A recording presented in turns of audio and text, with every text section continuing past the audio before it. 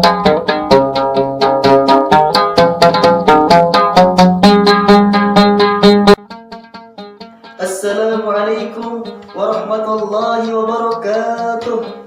Innal hamdalillah nahmaduhu wa nasta'inuhu wa nastaghfir wa na'udzu billahi min shururi anfusina wa min sayyiati a'malina may yahdihillahu fala mudilla lahu wa may yudlilhu fala hadiya lahu. Asyhadu an la ilaha illallah wahdahu la syarika lahu wa asyhadu anna Muhammadan abduhu wa rasuluh.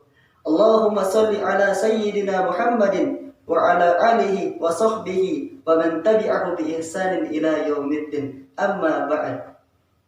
Pertama-tama dan yang paling utama, mari kita panjatkan puja dan puji syukur kehadirat Allah Subhanahu wa taala yang Maha Ghafur, yang nikmatnya tak akan pernah terukur hingga membuat kita bahagia di dunia sampai alam kubur.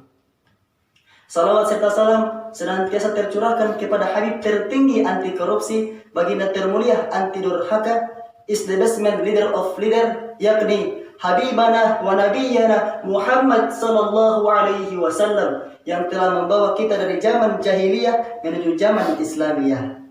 Dewan juri yang saya hormati, hadirin sebangsa dan setanah air yang saya banggakan, berdirinya saya di sini bukan semata-mata untuk memperlihatkan baju saya yang sederhana ini, bukan pula untuk memperlihatkan wajah saya yang alhamdulillah tampan ini. Akan tetapi berdirinya saya di sini untuk belajar menyampaikan sepatah atau dua patah kata yang insya Allah akan saya patahkan menjadi beribu-ribu patah kata, bahkan menjadi berjuta-juta patah kata yang akan saya beri judul Pemuda Indonesia sebagai Tiang Negeri. Indonesia merupakan negeri seribu pulau dengan berbagai ekosistem yang dimiliki. Alam yang Allah Subhanahu wa taala berikan merupakan titipan dan rezeki yang harus kita jaga. Lantas siapa yang menjaga alam ini? Kita pemuda, kita pemudi Indonesia dengan segenap jiwa raga dan semangat yang menggebu-gebu menjadikan pemuda menjadi pasukan pertama dalam menjaga keutuhan Negara Kesatuan Republik Indonesia. Sejak Indonesia dijajah, banyak kelompok pemuda yang lahir untuk sama-sama berjuang demi bangsa ini.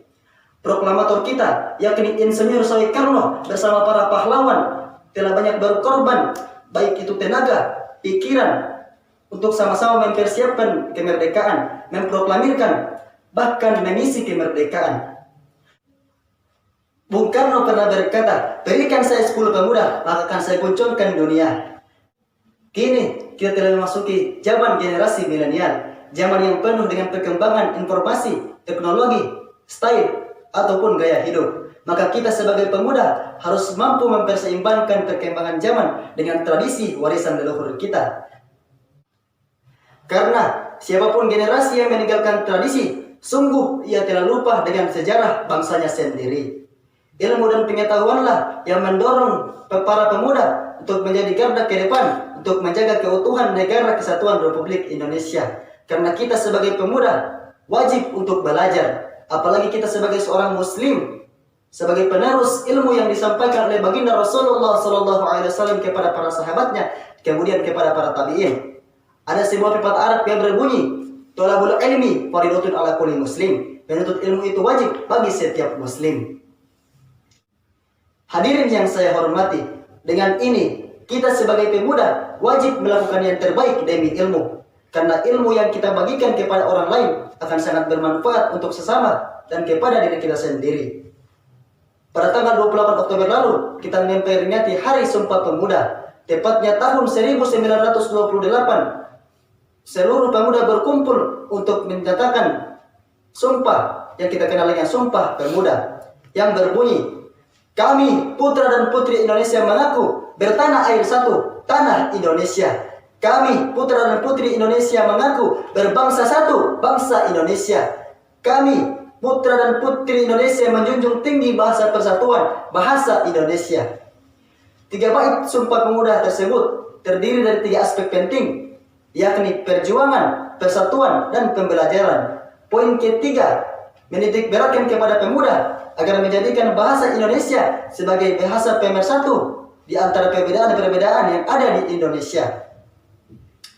Allah Subhanahu wa taala berfirman dalam Quran surah Ali Imran ayat 105 yang berbunyi, A'udzu billahi minasy syaithanir rajim. Bismillahirrahmanirrahim. ولا تكونوا كالذين تفرقوا